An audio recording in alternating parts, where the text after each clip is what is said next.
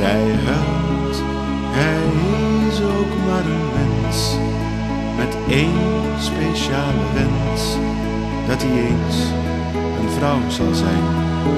Hij kleedt zich om, wanneer niemand het ziet, met de gordijnen dicht, maakt hij zich op bij schemerlicht. Hij is geen opvallend persoon, werkt in een melkfabriek, maar het stoere binkpatroon maakt hem behoorlijk ziek. Iedere morgen weer scheren, dat gaat hem toch vervelen. En dat ding in zijn broek, ach, dat heeft hij al vaak vervloekt.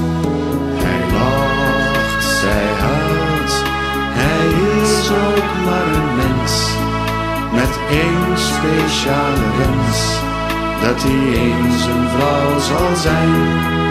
Hij kleedt zich om, wanneer niemand het ziet, met de gordijnen dicht, maakt hij zich op bij schemerlicht. Men slijt hem vaak voor homo, kijk, die gast die is ook zo. Ach, weten zij veel van een transseksueel?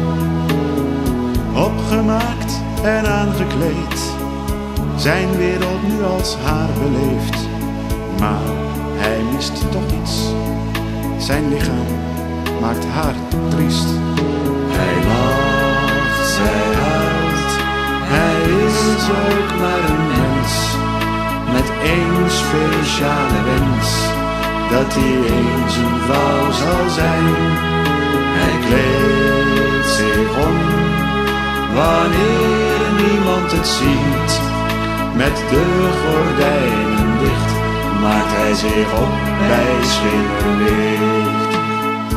Als hij eenmaal is getransformeerd, het lichaam heeft wat zij begeert, begint zij pas vooraan aan haar nieuwe bestaan. Schepen achter zich verbrand, leven van de andere kant. Geen werk en ook een ander huis, maar nu ook een echt thuis.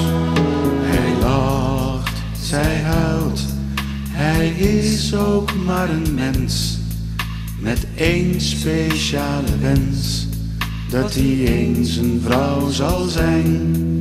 Hij kleedt zich om, wanneer niemand het ziet, met de gordijnen dicht, maakt hij zich op bij schemerlicht. Hij lacht, zij huilt, hij is ook maar een mens, met één speciale wens, dat hij eens een vrouw zal zijn. Hij kleedt zich om, wanneer niemand het ziet, met de gordijnen dicht, maakt hij zich op bij schemerlicht.